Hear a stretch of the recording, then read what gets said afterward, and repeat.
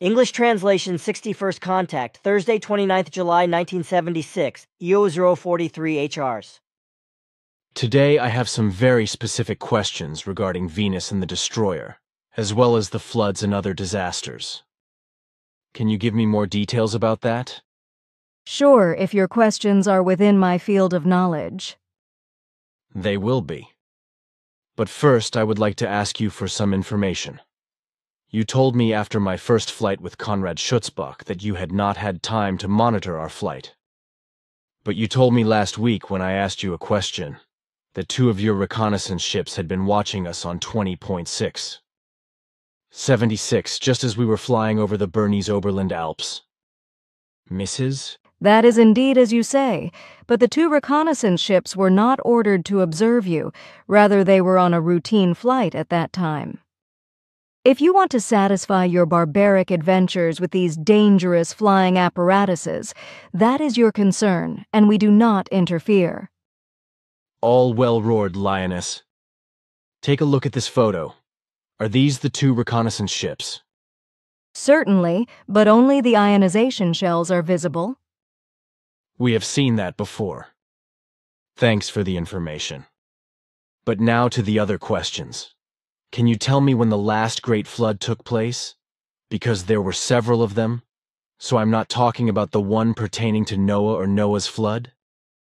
You are asking very illogically, because I already explained these concerns to you at the beginning of our first contacts. Of course, but I want to hear it from you again for a reason. As you wish, it is now about 80 years since then. But last year you said there were 10,079? I know exactly because I looked it up.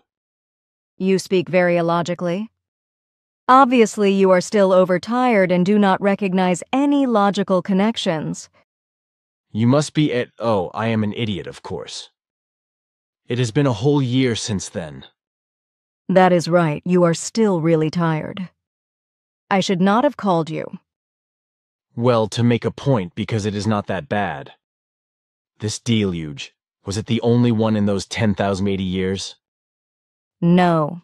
There were not only those which you mistakenly call the Great Biblical Flood, which truly took place about 100,000 years ago, because 2 other somewhat smaller floods came later, once in 7957 and another time in 6906. However, none of them have anything to do with the Noah's flood, as you call it, although in this respect it is also falsely claimed that it was the biblical flood, especially the one to be dated 7957. Between the time of 7000 and 8000, there were also huge floods in the Near East and Asia, in Turkey and Persia, etc., and these floods, of which there were 2, were equal to small floods.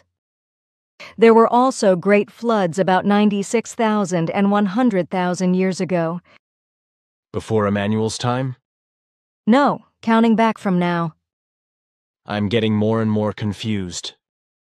Please explain to me the most important catastrophes of the last 10,080 years. Your question is illogical.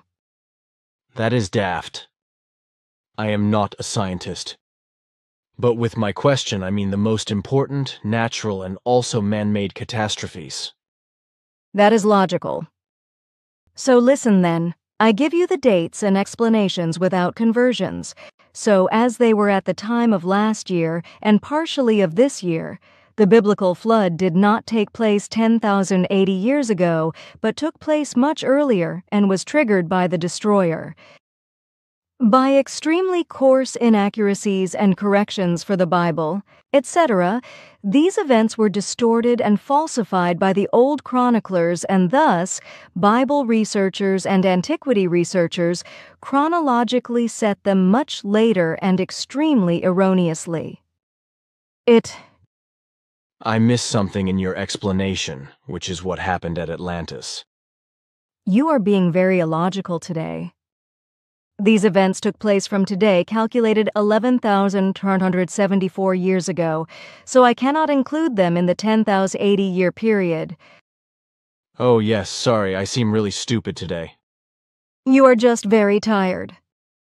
It is probably better if you go back and find enough recovery and sleep. You might like that. I am here and I am staying here. I can do it. I just have to pull myself together a little bit. I am sorry, it really is my fault. Please tell us in turn from that time on, since Mu and Atlantis were destroyed. That is to say, from the year 9498 BC. Whatever you want, if you are really capable of recording. Certainly. Then listen. Atlantis was destroyed by Mu scientists, as I explained to you recently. This was 9498 years ago BSAK, as you yourself have just correctly noticed.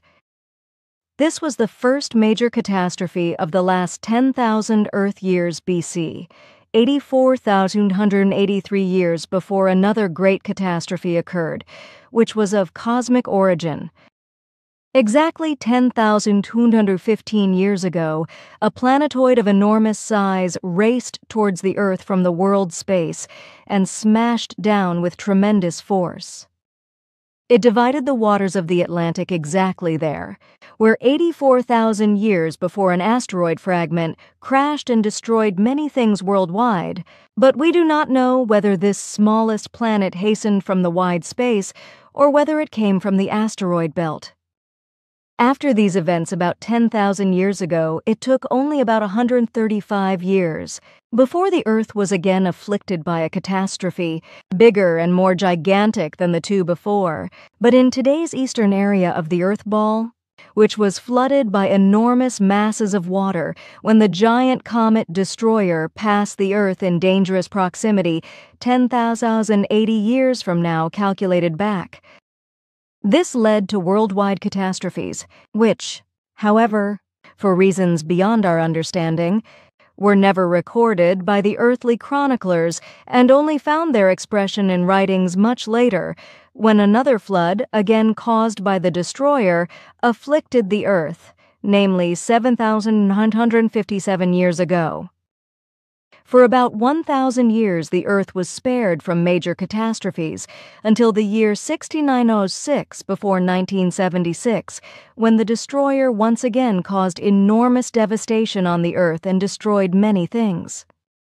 After that, the Earth ball became very quiet, and it took until the year 3453 before another catastrophe broke out, which was again the fault of the giant comet destroyer, which drove Venus into its present orbit and triggered the Santorini catastrophe with its massive pulling forces. In and of itself, many things and events were chronologically recorded by the Earth humans, but unfortunately, not all of them, and also not always logically, and not correctly. Many events of this kind were often written down centuries or even millennia later, falsified and unreal, and often under the guise of a chronicle, which caused enormous disservice to the earthly archaeologists and inevitably caused them errors in their calculations.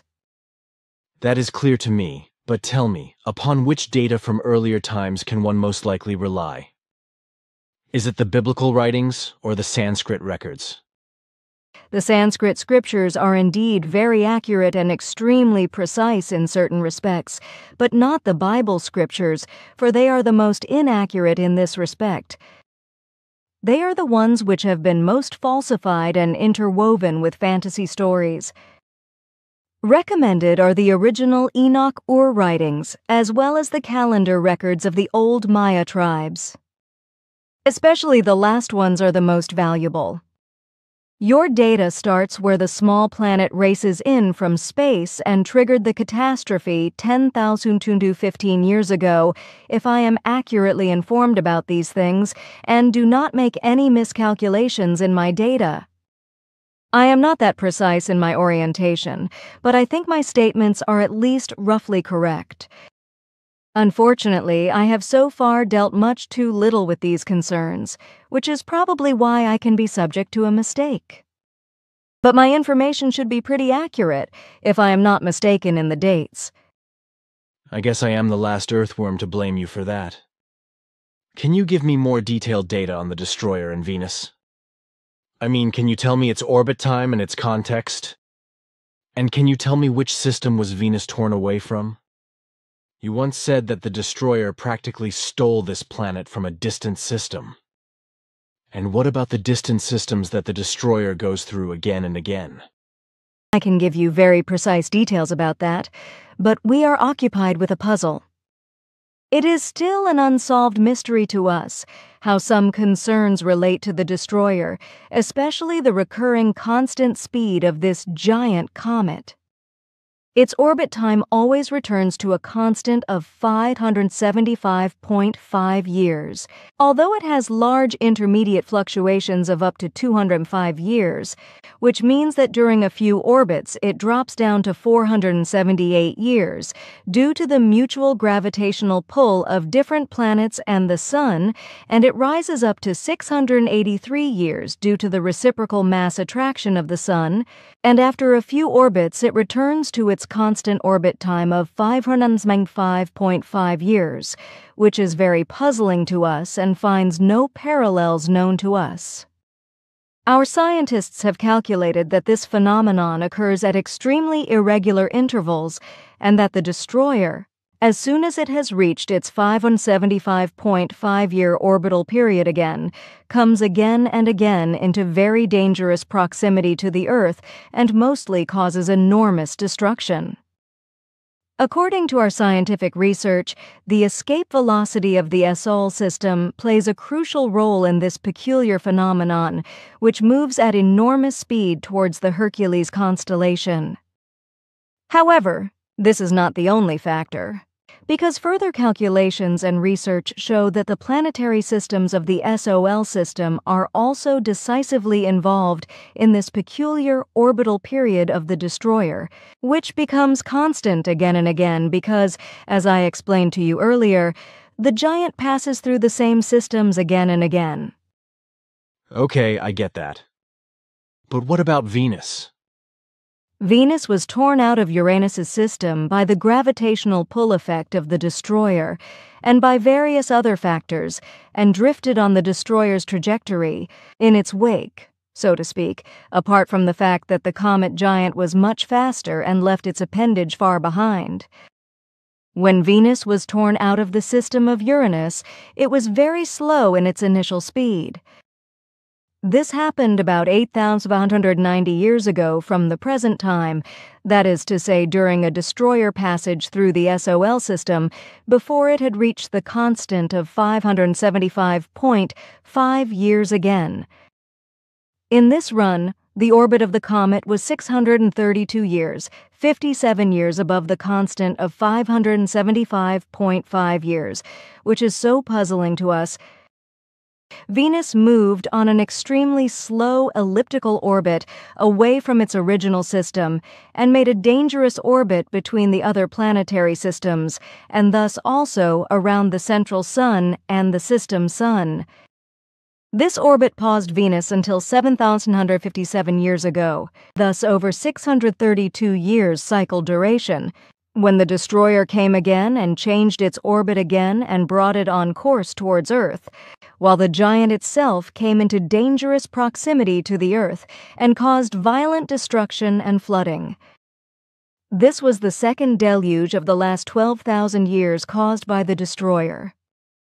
Through these events, the destroyer once again changed its orbiting time and went through the Sol system on the next run without causing any damage, passing very far away from the Earth. Already at the next passage, however, it had the constant of 575.5 years again, namely 6,906 years ago, and again Venus got into its orbit and changed its course again, but now so much that it got into orbit near the Earth and around the central star. It stayed there until 4,058 years ago, when it was affected in its orbit again during the next passage of the giant comet. At that time, the destroyer had an orbital period of 605 years. Torn from its previous course, Venus now took a course that slowly but surely had to lead directly to Earth, which actually happened. Exactly 3,583 years ago, Venus had reached a very slow orbit, which would have led to Earth even without another appearance of the destroyer. But then, 3,453 years ago, The destroyer, which had regained the 575.5-year constant, came back, shot past the planet that was constantly thrown out of orbit at a distance of a few 100,000 kilometers, and finally tore it into its orbit, which Venus now inevitably and finally had to bring to Earth. After a short time, the destroyer shot past the Earth, in its wake Venus, which came very close to the Earth and caused the Santorini catastrophe. Since then, the destroyer has again had a very different cycle time over several rounds and has no longer affected the SOL system if minor irregularities are ignored. So it was not until 1680 that it reached the constant of 575.5 years again, when it passed through the SOL system again, but this time in an almost peaceful ride and without causing any changes. Therefore, its next run will again be 575.5 years if it reappears in 2255. What is also important and very interesting to mention is the fact that in the case of this gigantic comet, the inexplicable phenomena of the balancing constant of 575.5 years, which appears again and again, is joined by a second and equally inexplicable phenomenon, namely that the orbital period of the destroyer always and without exception balances out in such a way that two orbits always result in 1,151 years, that is to say, 575.5 years in duplicate. For example, if the cycle time is 478 years for one round, then the cycle time for the next round is 673 years with complete certainty. At least that is what the average calculations say. In any case, it is the case that even if longer non-constant circulations come to light, the years phenomenally always and without exception balance each other out again. It is a phenomenon that is known to our science as unique and actually finds no parallels at all. That is more than grandiose, but now tell me, since when has Venus been in its current orbit? That is included in my explanation. After passing near the Earth, it was channeled into its present orbit. Oh yes, of course. One thing is not yet clear to me about the whole thing. You have now talked about planetary systems on several occasions, but I have noticed that in our SOL system, you talk about several planetary systems, for example, a planetary system of Uranus. On the one hand, this is a question that I wanted to ask you anyway, but on the other hand, it is also a question in response to your recent remarks on the subject, because I do not fully understand all that. We are here in the Sol system, and we do not have any planetary systems other than our individual planets here. You see things from the wrong perspective. A planetary system is described as such when a large planet has smaller planets gathered and orbiting around it. The SOL system, however, is called this because SOL is the central sun and thus forms a whole system with all connected planetary systems. You can see from this that any major planet with a minor planet orbiting this planet is called a planetary system with the minimum number of 1, which is called a planetary system by us, while a central sun has at least one such planetary system orbiting it. Such a central sun usually has a certain name for all human life forms. Like your central sun is called Sol, for example, while you also name the planetary systems like Jupiter or Mars, etc.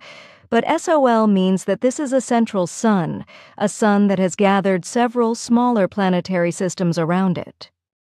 All other planets or large planets belonging to this central sun are called planetary systems if they have at least one smaller planet of their own orbiting them, because for the smaller planets, the large planet holding them is the mother system. So their sun is the shining one, and the mothering one. Man, oh man, now I have made a mess. You know, you should have told me that before, because those things led to misunderstandings. According to your explanation, Jupiter and Saturn, for example, are planetary systems, right? And the planets of the planetary systems are probably the moons, right? Sure, that is so. Man, oh man, that is what is causing trouble. We do not call these planetary systems, but simply planets.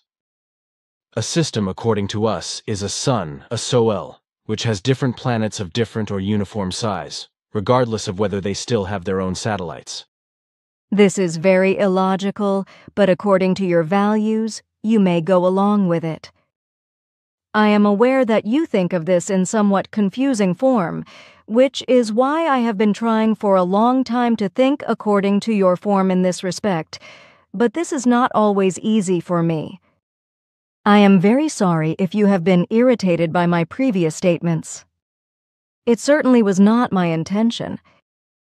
I am convinced of that. But astronomers and other experts, etc., have got excited about it.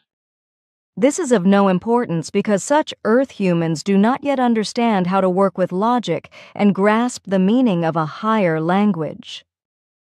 They are not able to recognize the truth, and even less, to find out the truth from these statements, which is why they criticize and reject all things according to their ignorance, because as a rule, they want to be more knowledgeable than those who are truly better oriented.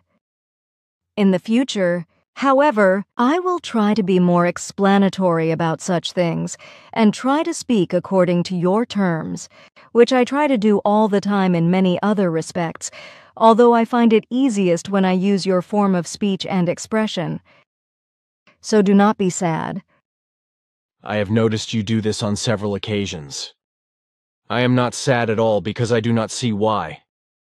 It is just that misunderstandings can seem pretty bad, and that is exactly why I asked you again about the details of the destroyer and Venus.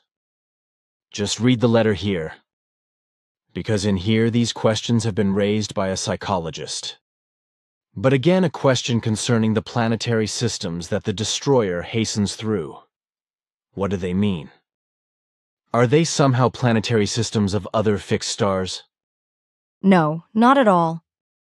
When I speak of distant planetary systems in connection with the comet, I mean the distant systems of the SOL system, because other fixed stars outside the SOL system cannot be reached by the destroyer in its orbit because they are much too far away.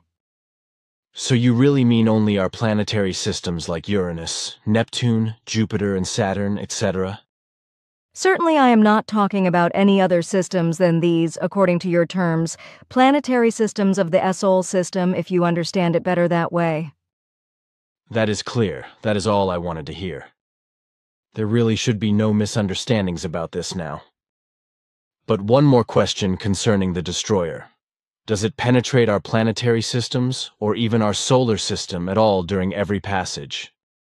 Of course, this is always the case, but sometimes it passes the SOL so far away that it is hardly visible. Oh, and has that also happened here and there in the last 12,000 years? Absolutely. Good, thanks. So, what do you think of this letter? I find it very objective and reasonable. The questions are probably justified, because this Mr. Anderson seems to be trying to do these things in an open and honest manner. However, this wish here from Mrs. A personal contact with her will be just as impossible as with any other Earth human, except you. If she has any things to discuss, then she has to bring them to us through you so that we can answer them through you again. Incidentally, I have recently noticed that a number of things are unclear about Mrs. It is very unfortunate that Jacoby's wife is not convinced of the truth and blindly trusts in the deceitful machinations of this Adamski of yesteryear. Unfortunately, like very many Earth humans, she attaches much more importance to statements of Earth humans who deceive large masses of people by lying than to our statements, which are always preceded by a close verification. If, then, in such matters as those of Adamski, witnesses who are extremely suggestively influenced and deceived by hallucinations appear, they lose any real overview and blindly trust the fraudulent statements and machinations of the charlatans and fraudsters. With Mrs., not only for the things of us, She does an extensive and valuable job in every direction, but is badly deceived and cheated by various pseudo-contactees, unfortunately. But this can only happen because she is caught too much by the nature of different people, as with Adamski, for example, and then the unconsciously misguided witnesses do the rest. That is really too bad. Then what about the manuscript she prepared? She is very concerned about it, and it will be relevant, that is, if she actually puts it in print. However, she has rewritten many things and adapted them to her manner of thinking, which in our opinion is not a great disadvantage if she does not work in her way of thinking in relation to the bridge to freedom, and stays with the facts and thus does not falsify anything for which the danger unfortunately exists in spite of everything. Unfortunately, as time went by, Mrs. which she was supposed to transform into a book, with illogical and impossible things, assertions and philosophies of various religions, mainly with ritual concerns and philosophies of the bridges to freedom, in such a manner that the task of writing books, etc., based on the Sim-Ya-Se reports, had to be withdrawn from her. As a former and long-standing 20 years employee of Duist, Karl Veit, Ventler Verlag, Wiesbaden, who has become entangled in a sectarian fanatic dilemma and who therefore has all the skills and connections in relation to contacts with the Pleiadian, and thus also with Billy, had to be prohibited. She was caught in Veda's sectarian fanaticism, and at the same time, ambivalent and fanatically biased in other fanatical sects. For example, in the Bridge to Freedom, etc. Supplement 2002 Ptei, Mrs. The result, however, is not a book for the initiated, but one for the broad masses. This also lies in her interest, and accordingly, the existing material that has been worked through by her so far is analogous and of value. It is to be paid a praise to her about it, even if she often looks for errors in my explanations where none exist. But this only happens because she is not able to grasp certain statements in their value, because they do not fall within her field of knowledge, and on the other hand are held in our understanding-based level. That is good praise. I am sure she will be delighted. She may be. It will come to light. But tell me, what did you mean when you explained that Otto Muck was not very responsive to certain concerns? It is very simple. Otto Muck is already divorced from this world and in the realm beyond. Therefore, he is no longer addressable because he would have to be disturbed in his present form of existence, but this is not permitted and not possible, even if there were real profound reasons for it. Oh well, I just thought he did not want to talk about such things because he might reject them. Have you not read the report you brought me? Yes, but only afterwards to the right extent. I found out that he had already died. But now I would have something else. Can you tell me what Hans Jacob's personalities were in his earlier lives? And above all, what personality he was in his last life? I would have to check it out first. If it is important to you, I will do it. I would like it very much, because it is important to us. It would also be equally important if you could do some research on Mr. A. Schneider in Munich. He asked for it himself. I would like to, but he will have to be patient. But please spare me further such concerns in the future, for it is not good for Earth humans to be oriented about the personality and the concerns of their former lives. If knowledge of these things becomes necessary, then they will experience it through their own memories. For Mr. Schneider, I can only make an effort because I know that it will serve him well. The man is no stranger to us, for he is honest in his efforts to do many things. That is very pleasing and is also my impression of him. But while we are at it, in Munich, Engineer H. Reis claims that he is in telepathic connection with you. Is that true? But no, that is not so. Mr. Rees, of whom I still have some material for processing, unfortunately suffers from very strong imaginations, which are originally from his misdirected hierarchical philosophy, Bridge to Freedom. Unfortunately, he has buried himself so much in his hierarchical philosophy that he rejects any reality of spiritual truth. Too bad. But I would also have been surprised if you had really had telepathic contacts with him and you had not informed me about it. But tell me once, how many people in Europe are actually in teleprojective contact with you, Plearin, at the moment in a conscious form? 2. Are these men or women? They are 2 female beings, one of whom is a Mata. Aha, and how many other contacts in conscious teleprojective form do the Plearin maintain around the world? In really conscious form, so that the Earth humans know this, only the 2 are total, a Mata and the other woman. Can I get the other woman's name? Sure, but you cannot call her. It is this one person named... You are making me crazy. But tell me, do you, Plearin, have any other personal contacts with Earth humans besides me? No, and you know the reason why... Okay, I am already calm. Now look at these black and white photos. These are the pictures that Hans Schutzbach took when we were allowed to film and photograph at night. Can you explain to us why you only see these very funny light figures on it, but not your illuminated ship?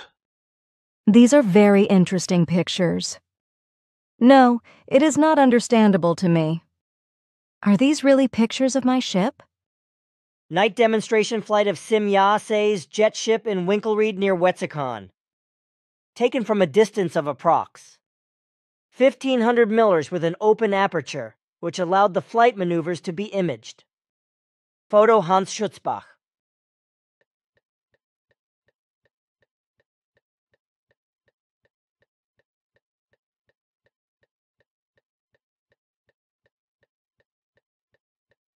Another image of the night demonstration flight of Simyase's beam ship in Winkelried near Wetzikon. Photo Hans Schutzbach.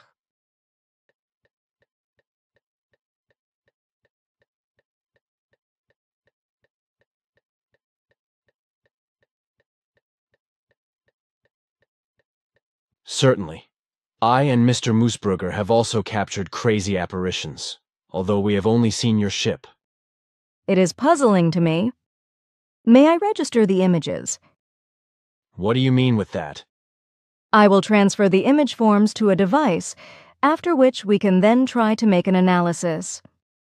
Agreed, because we ourselves are very excited about the solving of the mystery. But can you not do this transfer later, because I have other questions? Certainly. Good. We have already noticed several times that the grass and bushes, etc., are pressed down anti-clockwise in a spiral inwards to the center, when the landing supports of your and Ketzel's ship are lowered down. That is not understandable to us, because, as I have seen, the plates of the landing supports do not rotate. It is very simple.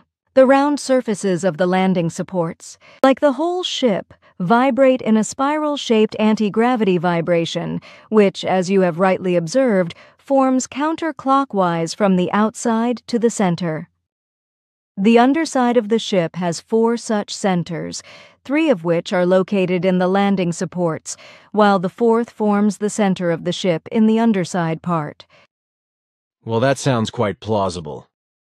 But how is it that the grass or undergrowth does not stand up again after some time, but grows unchanged for weeks in its spiral path along the ground? We now have tracks that are more than 4 weeks old, and that have not changed in the least. The new grass and undergrowth, etc., simply grows up again between the spirally curved stalks. This is also very easy to explain. The anti-grav swinging wave, which is much stronger than the gravitational vibration of the planet itself, causes a gravitational change in the plant life forms. Thus they hold themselves down by a very minimal anti-gravity force. That is to say, a counter-gravity, and counteract the normal gravitation of the Earth. Then they continue to grow lying in their spiral form, because the plant forms are not damaged by breaking off. I really do not understand this, because according to your speech, the plants would then have to repel themselves from the earth and not even press themselves down on it. You think very illogically, but you have no knowledge about it. In these cases, the anti-gravity vibration does not lie under the plants, but on them. So if it presses them down from above and repels the gravitational force above them, the stalks remain lying. Of course, the gravitational force of the Earth itself also plays an important role, which makes its attraction effective. I still do not understand this stuff. It is just over my head. Do not get excited, for even earthly scientists are not yet able to grasp these things. That is comforting. Then maybe I am not so stupid. Look here, this is a list from Amada. Can you answer the questions on that? These matters fall within Quetzal's purview. I will ask him about them. He will tell you about it himself. Okay, fine. Here I have some more questions. What support do Freemasons get? You have asked me that question before, and I did not know the answer. In the meantime, however, I clarified these things. From outside the earth, no help is available to them, neither in a material nor in a spiritual form. The aid that comes to them is purely of a material and natural to earth form, as is the case with all other similar or similarly oriented organizations. Well roared. That is comforting. Can you tell me how many chemical elements there are in the universe? The number is unfortunately not known to me, and these things also do not fall into my field of knowledge. I would have to ask for it. Then please do. I will meet your wish. The next question concerns elementary particles. How many are there? As well, I must ask about that. Wonderful. But now something very interesting. Some school children want to give you a kitten. Will you take this? It is an extraordinary pleasure to hear this offer, but we are not allowed to do such things. Too bad. Do you not keep pets and such?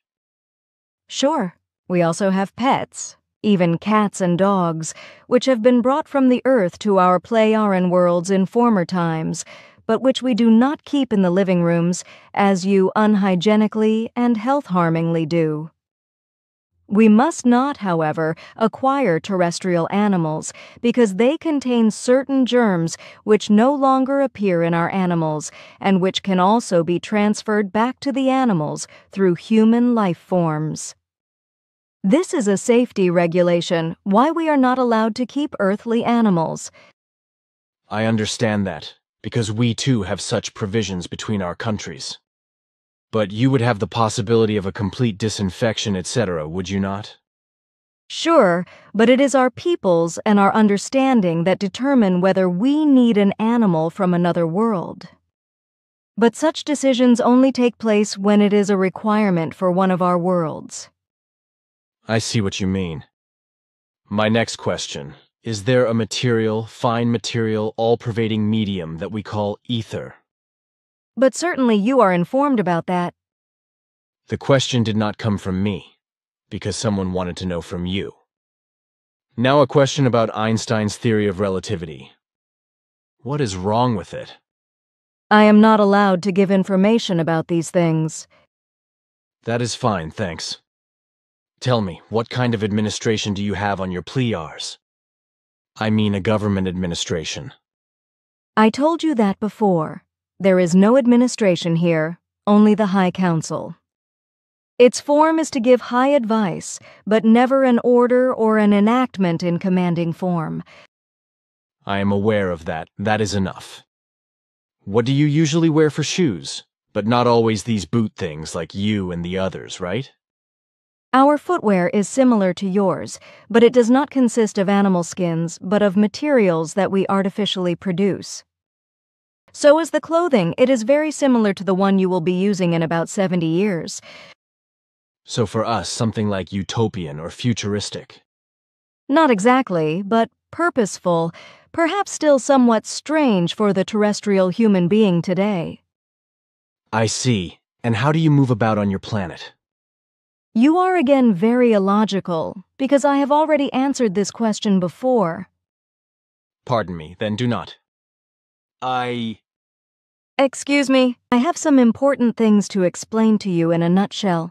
In a few minutes, another one of our ships will land, one that will be a bit unusual in your eyes because it is a product of one of our other races. The ship is led by Minara 1, who is gentle in love, a young woman from the planet Daron from the Vega system. Minara takes over my task here on Earth for the time being, until the turn of the year. During this time, Quetzal, I, and the rest leave our station and Earth to return to our homeworlds. According to earthly terms, we take what you call a vacation. Gosh, girl, this is a nice surprise. When are you going to buzz off? According to earthly time, on the 15th of August. Then I will see you again? Sure, maybe I will also visit you one day. That would be very sweet. You feel pain blowing inside you. Damn, that is my business after all. You are just speaking from out of your fine spiritual perception. I am very sorry, but I also feel the same way. However, it is only a short farewell of time. You say that so amusingly, just do not start crying about it. Such sensations are often very difficult to control. Tell me about it. Shit, damn it. I hope you can at least enjoy this girl. That will certainly be so. Minara is very pretty, very dark-skinned and bubbly with joie de vivre. You will understand each other brilliantly. Well, that reassures me. But that reminds me right away that I still have these 3 things for you here from our dear Cloverleaf. Pay my dearest thanks for that. In the future, until the end of this year, Minara will communicate these things to me so the contact remains upright. Very nice. Then I am curious about the Dark Beauty. How long will it be? She will be here in about 3 minutes. Splendid. What do you intend to do about the 1st of August for a demonstration? Unfortunately, it will not be possible because we will hardly have time to do so. We have a lot of work with the handover of the station. Minara will later take control of such a demonstration for film purposes. This has already been determined. Then even not that, too. It is no big deal. I can wait a long time. I have indeed learned it. Certainly. By the way, send my greetings to Hans Schutzbach and explain to him that I have made an effort, but unfortunately only with a partial success. He already knows what I am saying. Okay. Did you hatch something together? I want to keep it a secret between him and me. Accepted. It is none of my business. You are always remarkably logical and courteous about things like this. It is Minara appears. She will be here in a few seconds. Is that her ship on the screen? Certainly. Crazy. It really does look somewhat different. I explained that to you. It occurs to me that Plagia once wanted to drive with my vehicle, this barbaric bone-crushing apparatus. Does that fall into the water now? Will that still happen? But no, Plagia stays behind at the station. She has only been here a short time and has no need for a holiday. But look, there Minara comes up in the antigrav. Minara is really very pretty, just like Simyase. Her skin is very dark, a very deep brown. She is about 10 centimeters smaller than Simyase and clearly has negroid features, just like the Hottentot. Simyase and Minara talk for a long time, during which I can get an idea of the girl. Only after about 10 minutes they turn to me. This, my dear friend, is Minara. You have studied me very carefully. Receive my love in greeting. You speak like a saint, but I am very happy to meet you. Welcome to the world of the earthworms. The poor girl is completely perplexed and consists only of question marks, so to speak. So Simyase turns to Minara laughing and speaks to her again for a longer time. Then Minara suddenly starts to laugh, as bright as a bell, and as cheerful as Simya-se. You are very funny, and I take it that I have a lot to learn. Simya-se has just explained to me that you are often making quite strange jokes, which I will need a lot of time to learn. I will do my best, though. That will happen.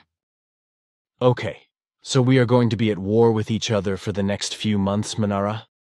For that, I would be sorry, and I do not know why. He is still strange to you in these things, dear Manara, because with his words he wants to say that you will work together during the next months. In the days to come I will inform you in his manners of expression so that you will understand him and there will be no misunderstandings. You will simply have to learn to speak in his form of expression, which is very often quite unconventional. I will endeavor to. Then we will surely also get along brilliantly and have our fun. But now I would be surprised. You have such beautiful black eyes, which fit perfectly to your dark skin. Here on Earth, in Africa, we have a human race which we call the Hottentots, and which has quite significant European influences. Askett once explained to me in former times that this mixture of races had developed with actual Negroes and whites, or something similar. Is that correct? Our race actually originated in very early times on this earth because our ancestors mixed with earthlings and produced the so-called tribes of the Huns, who later joined together with Negro tribes in the African region for a very short time. From it, new races developed. So, among other things, over a very long period, lead to the Hottentot. Some of these tribes reconnected with our later ancestors and begat with them our race existing today. Somewhat confusing, but somehow understandable. You are just incorrigible. Whatever you say. By the way, can you tell me what you call your mother tongue? Do you think of our language today or of our original language? The one which you speak today. This is what we call Sarat. A little weird. Is this Saratian a standard language? On our world, yes, but not on all other worlds because, like with you, different languages prevail. But it is the case that all human life forms united with us speak a unified language, which you could call an intercosmos language. Is that not a little far-fetched? Would not galactic be enough? This language leads beyond our galaxy, and we call it the Kosan language. Very nice. How is that with you, Manara? You certainly have a special language of your own, do you not? What do you call it? Jinan. Janan, I think that is pretty, too. Okay, again, a question for you. Simya-se. Recently, Amada had an experience with, can you give me clarification whether this is related to H. Jacob? Because the following has arisen. This incident is unknown to me, but I will try and clarify everything before I leave the Earth. Thank you very much. It would be very important for Amada to know this. For today, it should be enough of the questions now. Besides, I have to transmit this conversation to you tonight, because in the next days I would not find enough time. Make sure you are ready between 3 HHRs and 3:30 HRs. Okay, but can you maybe let go of a little light spell while flying away? You know, my friends are waiting over at the hill. I do not want to have to decide. I do not understand your words. What are you trying to say? Only that. Never mind, I will explain it to Manara. Again, Simya-se speaks in her mother tongue, or this intergalactic one. To Manara, who obviously understands quite quickly. I have a lot to learn if I am going to understand you. But I will now go and perhaps give you joy. Goodbye. Goodbye. to a fairly quick one. I was very pleased and pleasantly surprised by your appearance. I feel the same, thank you. The girl walks and disappears into the antigrav, which gently carries her down. A few seconds silence. You already seem to have taken Manara to your heart.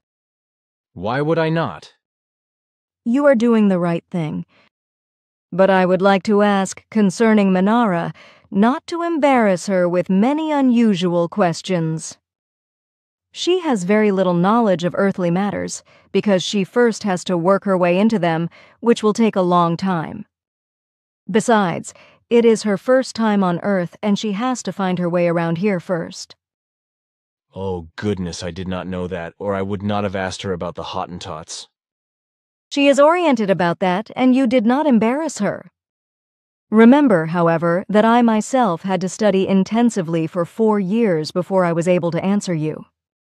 Now you really have to go, because you have to sit in front of your writing instrument right now. Okay, I am going. Bye, girl, and until we meet again. I would also like to tell you that tomorrow night, sometime I will be in the vicinity of your place of residence to introduce Manara to the various suitable landing places for her contacts with you.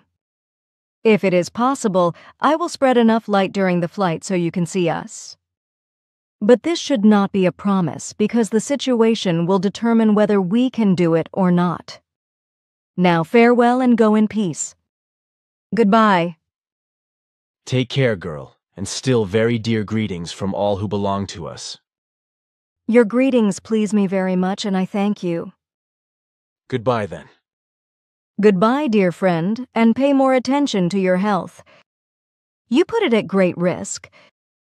Okay, take care.